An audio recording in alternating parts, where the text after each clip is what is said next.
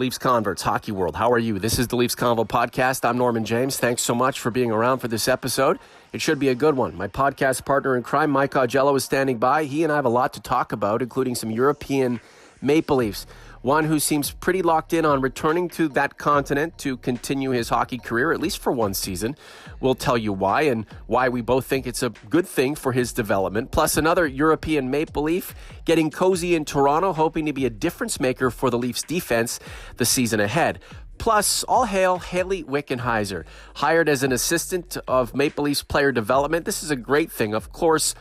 Trying to break into a male-dominated industry, this wonderful woman is doing so right now, but it goes beyond gender. Hayley, as a hockey person, has so much expertise to give, and it's a great hire by Kyle Dubas.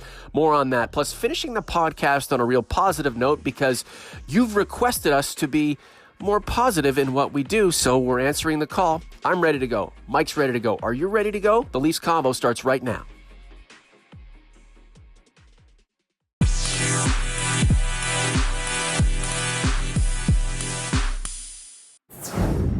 And here he is, the one and only Michael Augello. Hello, sir. How are you? Good morning, Norman. I'm well. It's Friday. It's one of the last non-hockey weekends. So I'm counting the days. You can feel it coming, can't you? Well, I'm going to probably be going up to Toronto next week once or twice to check out some of the, because a lot of the players are gathering at the MasterCard Center. And doing some pre-training camp skating together, sort of getting to know each other type of thing, and a lot of stuff going on there. So I'm going to go up there and check it out, and maybe get a little interview material. But it's 2 weekends to the rookie tournament in Laval, and 3 weekends until they'll be practicing or they'll be at the training camp in Niagara Falls. So yeah. Time is running out, and for somebody who loves hockey and loves baseball too, but loves hockey more, I can't wait for it to get started. Thanks to social media, we've seen the first of many firsts for one John Tavares wearing number 91 for the Toronto Maple Leafs this season. On the ice for the first time officially with his future teammates. That's got to be exhilarating. Yeah, that jersey's going to sell like hotcakes, don't you think? No question. I mean, I don't have enough money to purchase one, but we do know there are many out there with disposable income and no children to support. So it's just adding another jersey to the roster and the stable of jerseys that are pretty impressive to begin with. But I don't know, what would one of those go for if you're going to get an authentic one? Yeah, $400 or something like that with a name on the back.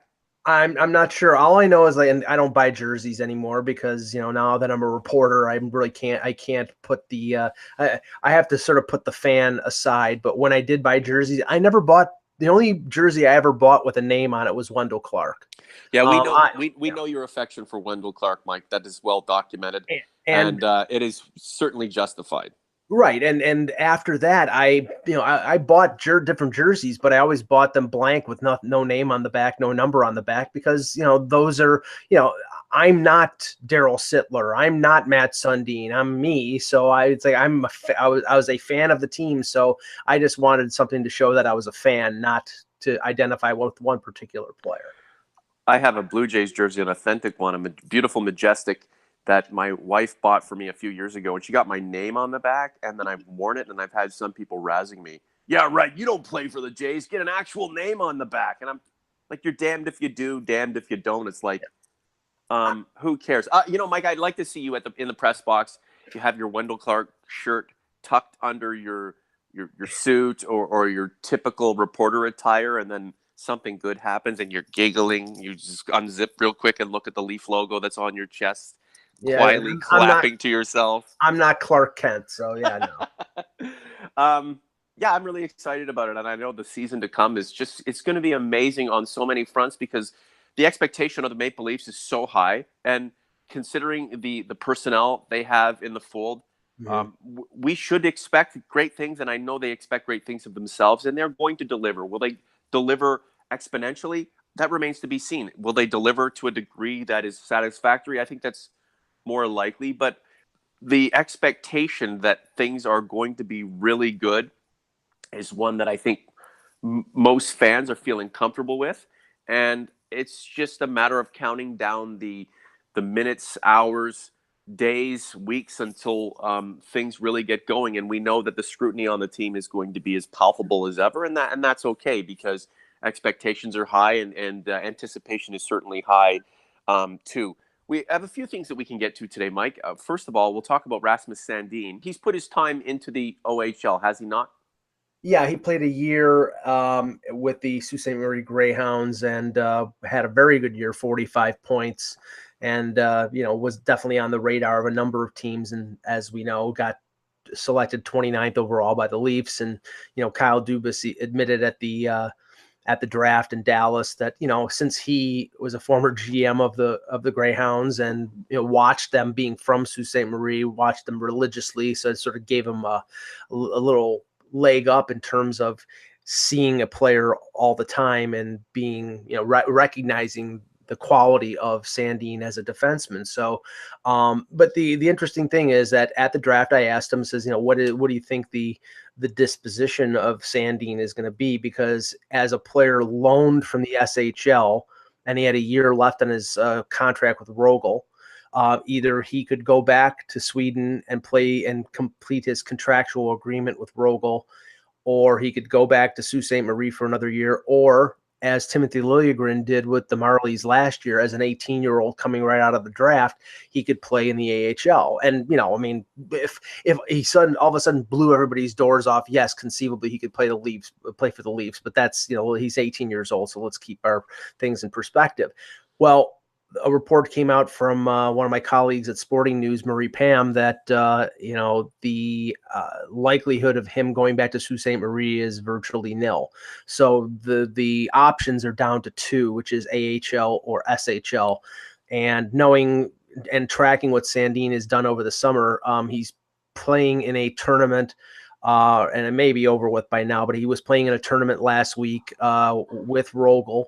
His brother plays for Rogel, and he will be over for training camp. But if the Leafs believe that he is close, to be NHL ready, then he may follow Liljegren's footsteps and play with the Marlies. But if they think he needs a year or two of seasoning, then he may stay with the SHL. So it's going to be interesting how it plays out in the evaluation process when it comes to Sandin with the Leafs.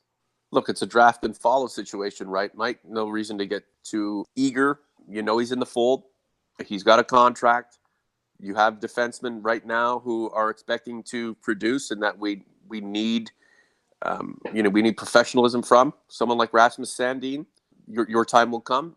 In the meantime, do what you got to do to become a better professional, whether that's 10 minutes on the other side of the Gardner or 9 hours across the Atlantic. So be it. Well, I think what you just said is the key point. Depending on whether he's closer to being ready than not, I think the main factor is going to be playing time. And if you look at the roster of the Marlies, conceivably, I mean, we assume that it's either going to be 7 or 8 defensemen that make the Leafs, and we know the top 5 for sure, and then probably Connor Carrick is the number 6, and then it could be any one of a number of things as a 7 or 8 defenseman, and they may only be able to keep 7 if they have to keep 3 goaltenders, like I mentioned in a column earlier this week about having to keep Garrett Sparks on the roster because they don't want to lose him on waivers. But if that's the case, then you're talking, for example, Martin Marincin, Liljegren, Vincent Laverde, Justin Hall, Callie Rosen, Andreas Borgman. I can keep going. And there's a lot of defensemen. And one of the things that if Sandin is going to be on the Marlies, they want him to play. And if he's going to play 10 minutes a night, like you were just saying, that's not good enough. And you're not going to send a first-round pick down to the ECHL. So it's either going to be he plays minutes with the Marlies or he plays probably top pairing minutes with Rogel. So I think that's going to be the determining factor. There are a lot of things about his game that really get us excited and want to see more. And when you have him put in a situation where he can elevate his own abilities by taking on more minutes, taking a bit more of a leadership role out on the ice, Mm-hmm. that's that's where we get the opportunity to see a player with lots of skill advance advance their own abilities on their own in a lot of ways, as opposed to, well, here's somebody that can be compartmentalized, here's somebody that can be slotted, and here's somebody that we have to really, really micromanage in a setting where there are a lot of other players at the same level or even higher. And perhaps he gets a bit lost in the shuffle. Well, the one thing I can compliment and give plaudits to when it comes to the Leafs in terms of the last few years has been their patience in terms of not advancing players until they think that they're ready. And if you notice, like William Nylander was selected in the 2014 draft, he didn't come over until January of 2015. He played half a year in the SHL. He played over a full year in the AHL before he made a debut at the end of the 15-16 season. Mitch Marner played the extra year in junior. They kept Dermott down after his junior career for, I think, a year and a half. I mean, they made sure that these players got a taste of professional hockey, knew what it was to be a professional, knew what their responsibilities were, and then they were better prepared when they were called up to handle the NHL. And I think you get a much more complete player, and you don't have somebody who's in awe of the situation if you call them up at 18 years old. Now, there are obviously exceptions to the rule, like Austin Matthews, but Austin Matthews was the number 1 overall pick, and everybody knew he was different. So you can't follow the same blueprint all the time, but in general, I mean, they've been patient with Liljegren. He's probably going to play another full year in the AHL. They're going to be patient with Sandin and with some of their low round draft picks, guys like Andreas Janssen, guys like Pierre Engvall. They are letting them play extra time in Sweden, letting them come over, play a year or two here. Proper development is the key to these players being successful. The Leafs have lots of prospects. They're all on their own paths, all hoping to achieve the ultimate goal of making the NHL at their own pace. And that is certainly okay, because there are enough guys at the NHL level who can carry the day and who can bear the weight of the expectations of the largest fan base in hockey. This is the Leafs Convo. Norman James, along with Mike Augello. Thank you so much for all of your support on all of the platforms that we broadcast to, whether it's on a traditional podcast platform, say Google Play, Spotify, Anchor, Radio Public, TuneIn, Podbean. There's a lot of cool stuff going on over at Podbean, or the mothership, the main place, YouTube. We're close to 1,300 subscribers there and growing every single day. We appreciate your support so much. Michael, Igor Ozhiganov, reading about him in a Lance Hornby piece in the Toronto Sun. He sounds like a kid in a candy store from the quotes that Lance was able to rustle up and put into his item. It's like a dream come true, he says, just being around all of these NHLers and having an opportunity to potentially make the Leafs and contribute to a team that is considered by many a Stanley Cup contender. Wow, big news for him, big opportunity. Yeah, and I mean, Ozhiganov has sort of been on the radar for over a year. It's very similar to the Zaitsev, wooing and recruiting by the Leafs a few years ago. Ozhiganov actually was a teammate of Zaitsev with CSKA Moscow, and Zaitsev helped in the process. There's a lot of things to be excited about, but you have to sort of temper expectations. This is not a guy who many people believe is going to be a top 4 guy. He's big, 6'2", 210 pounds. He's a right-hand shot. He does not, he lays out some checks. He doesn't get pushed around.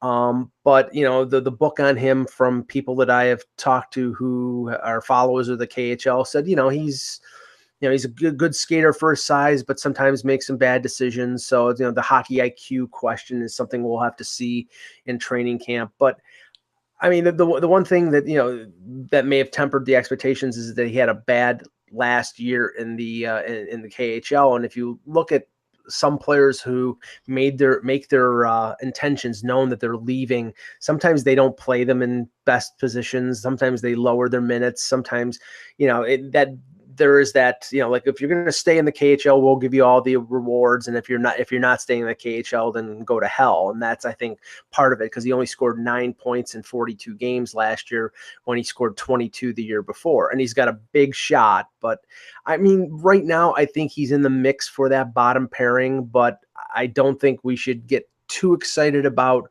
what he's going to be. It's sort of like Borgman and Rosen. Let's just wait and see how he plays in North America. And the one benefit here is he's 25 years old. He's not a kid. Mm-hmm. So he's a fully mature man, and they could use somebody on the right side if he can stay up with the speed and be a sort of an impact player in a lesser role. The Leafs could definitely use that. So he's no Dmitry Yushkevich or Daniel Markov right now? Well, funny thing is, throwing names out. I liked both of those guys. I love those guys. Are you kidding? Dmitry Yushkevich was a really good defenseman, and he played. Oh yeah. And Danny Markov had, I think, a little bit of a screw loose, and that's always entertaining. I think everybody will remember fondly of him giving the Jaromir Jagr salute back to Jagr. I think it was after Gary Volk's overtime goal in '99. He gave him the salute as they're celebrating in the corner at the Igloo. He turns around and gives the salute to Jagr, and I just love that. That's being totally oblivious to just everything that's going on, and that was something special. I also remember a Danny Markov interview when he was going by Daniel, and it might have been Dmitry Yushkevich translating for him, and the whole time Yushkevich basically took over the interview and spoke on behalf of Markov with whomever it was, and the whole time Markov was staring directly into the camera. So Yushkevich is looking off or looking at the interviewer, and Markov is looking straight in the camera, like just lost in the camera, just gone. And it was beautiful because he came up with reckless abandon, and he had the Yushkeviches of the world helping him out, and it was just a real fun time. And I think Danny Markov lives in Toronto now, or he lives in the United States or something, and he's just kind of integrated into the North American way of life and stuff like that. So that's really cool. He runs a hockey school or something like that. But the other point I wanted to make is if you stick Ozhiganov in a pairing situation with Jake Gardiner and let him blow a tire and blame it on Jake Gardiner, because that's what we do, right? We blame everything on Jake Gardiner.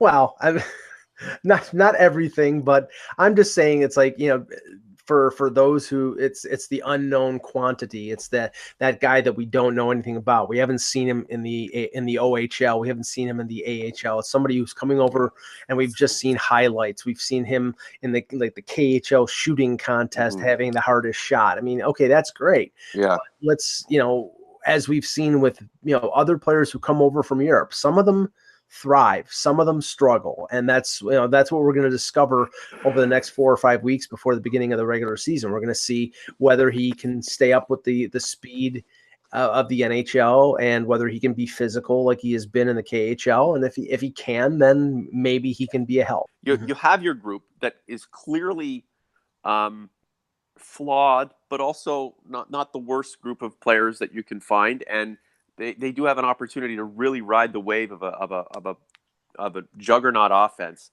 and be great. So a guy like Igor Ozhiganov or whomever you're going to put in there, these guys, they need to come in there and play a quiet game, play a smart game, and just help support the process. You're not really expecting any of these wild cards to come in, and it's rare, but to have a defenseman just come out of nowhere and take over the league. Right. So you're not expecting that. You're expecting professionalism, and you're expecting somebody to be responsible. And that's all these guys have to do. The advantage for the Leafs defense going into training camp and going into the regular season, barring any additions, is continuity. Like you just said, all 6 of those defensemen are defensemen who played with the club last year. And if it was Ozhiganov or somebody else, like say Rosen, steps up into that 6th defenseman role, then that'll be a little bit of a change. But pretty much if you have 5 of 6 defensemen as the same ones, there is going to be a level of familiarity with their defense partner. The problem is that the other consideration is the quality of that defense. I think we've discussed that ad nauseum. Now, the one thing I think is an advantage for the Leafs is, even after the signing of William Nylander to whatever contract he it's a bridge or a long-term deal, the Leafs are going to have a ton of cap space, and they may, as they did last year in the first half of the year, just play, maybe rotate some defensemen, see who is, who can fit well with them. And if they realize or recognize that their defense needs to be upgraded closer to the deadline, they have the cap space and they have the young assets to be able to go out and make that kind of deal. So it's probably going to be a look and see process. I still don't rule out the possibility of them inviting a veteran guy on a PTO, and that could cap and a Kevin Bieksa, somebody of that nature. I mean, there are other guys out there, but I think that's a possibility. But I still think that this management team will recognize down the line that if this team is going to go far this season, get past Tampa and Boston and get to the Eastern Conference Final, they're going to need to upgrade their defense. All hands on deck for now. New hands may join the struggle at some point in the future, but for the short term, you have your crew pretty much, and it's a solid crew. Not a perfect crew, but one that can certainly get the ball rolling. This is the Leafs Convo. Norman James along with Mike Ozhiganov. Just a few minutes to go. Hayley Hickenweiser hired by the Toronto Maple Leafs, so she's going to work in player development. And it's an amazing thing. The first reaction would be to think that, well, a female is finally cracking through a male-dominated industry, and that is true. But Hayley has so much hockey expertise, so much knowledge, so much understanding of the game. She is someone with so much to give, regardless of being in a men's realm or a women's realm. Why not become a part of the biggest hockey team in the game, and at least in the last little while, one that is showing to be the most forward-thinking, most open-minded team in the game as well. Hayley Hickenweiser, welcome to the Toronto Maple Leafs. Strap on a jersey, strap on a hat, strap on a jacket, and let's get down to business.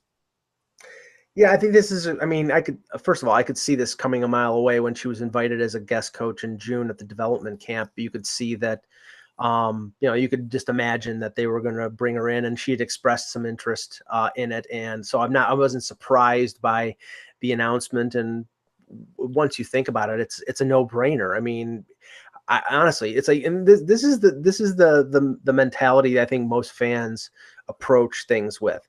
We don't care if it's a woman or somebody of a non-Caucasian, or who cares if it helps the Toronto Maple Leafs win.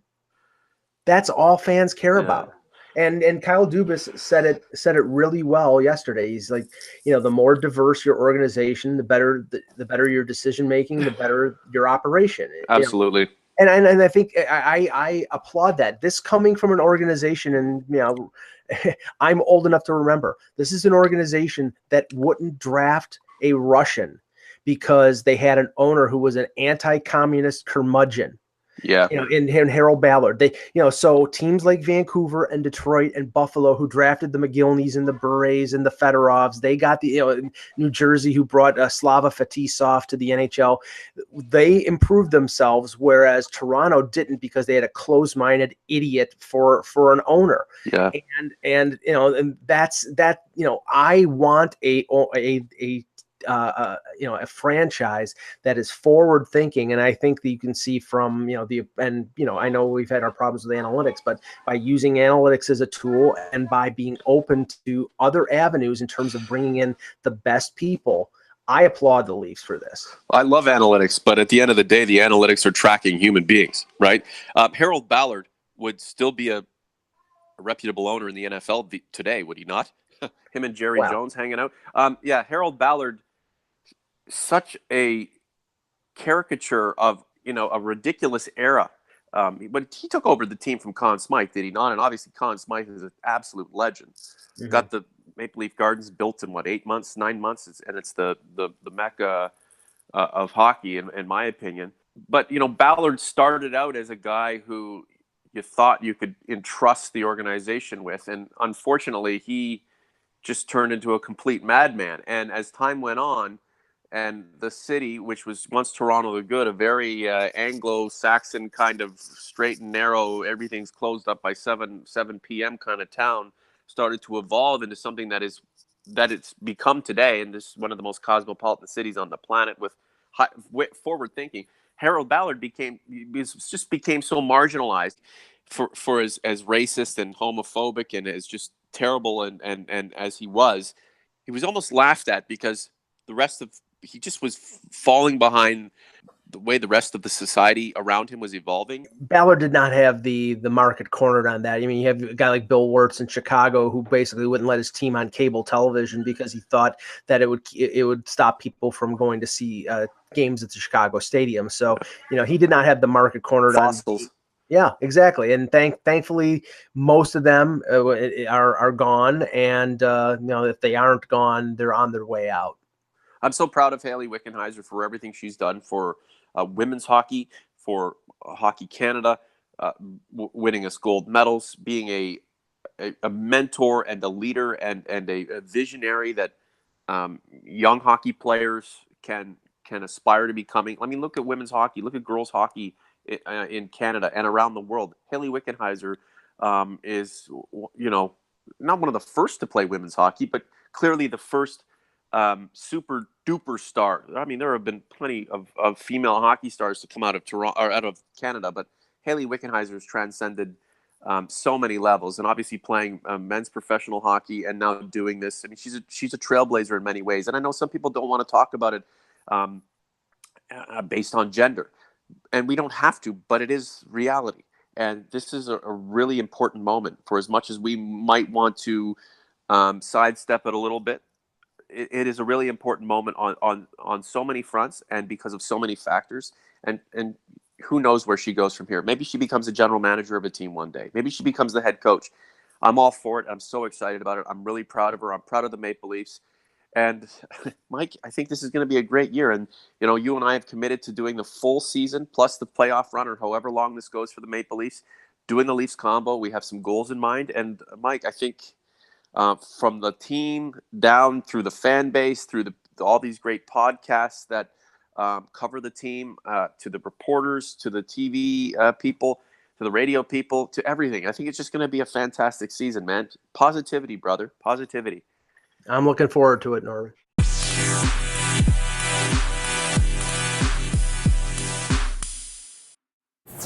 That's a wrap for this edition of the Leafs Convo podcast. Thanks again for listening. If you haven't subscribed to us on YouTube yet, go ahead and do it. We're close to 1,300 subs and growing every single time Mike and I collab for another episode of TLCP. We're going to be doing a Mike's Mailbag segment here in the very near future. You know the drill in terms of submitting a question. Use the hashtag AskMike on social media, at IamSportsHeart, at the Leafs Convo, at Mike and Buffalo. If you'd prefer to add us through the YouTube comment section, that is no problem. Hashtag AskMike in capital letters. Send us your question. We'll add them to the queue and do our best to answer them on the next Mike's Mailbag segment. For Mike Augello, I'm Norman James. We appreciate your listenership. The Leafs Convo is out.